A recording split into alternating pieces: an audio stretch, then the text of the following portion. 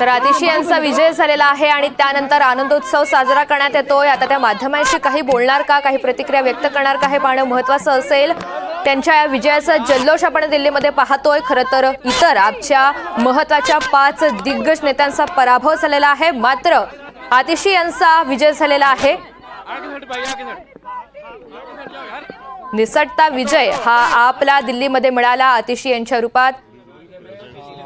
सब लोग रोल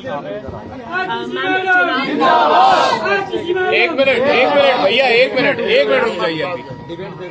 आज आप यहाँ पे बहुत ही क्लोज मार्जिन से जीतती हैं। पहले रमेश बिधूरी आगे चल रहे थे, आप जीतती हैं। पार्टी के तमाम नेताओं ने देखा, मनीष सिसोदिया हो, चाहे अरविंद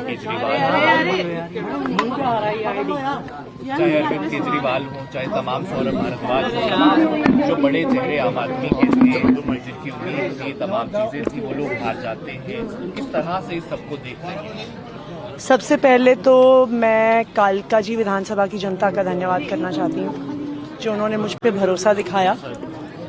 मैं अपनी पूरी टीम का धन्यवाद करना चाहती हूँ, जिन्होंने बाहुबल, गुंडागर्दी, मार पिटाई का सामना भी करते हुए जमीनी स्तर पे मेहनत करी और जनता तक पहुंचे।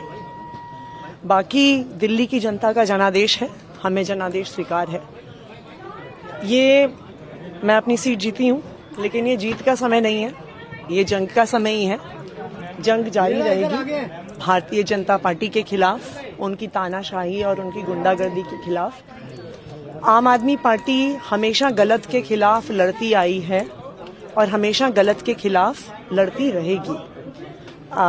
ये जरूर एक सेटबैक है, लेकिन आम आदमी पार्टी का संघर्ष दिल्ली के लोगों के लिए, देश के लोगों के लिए कभी खत्म नहीं होगा। Ma'am please again, please. तर कालकाजी मतदारसंघातील जनतेचे मी आभार मानते। त्यांनी आम्हाला यश दिलं, त्यासाठी त्यांचे आभार। दिल्लीच्या जनतेने जो आदेश आम्हाला दिलेला आहे तो आम्हाला मान्य आहे, असं आतिशी यांनी म्हटलेलं आहे।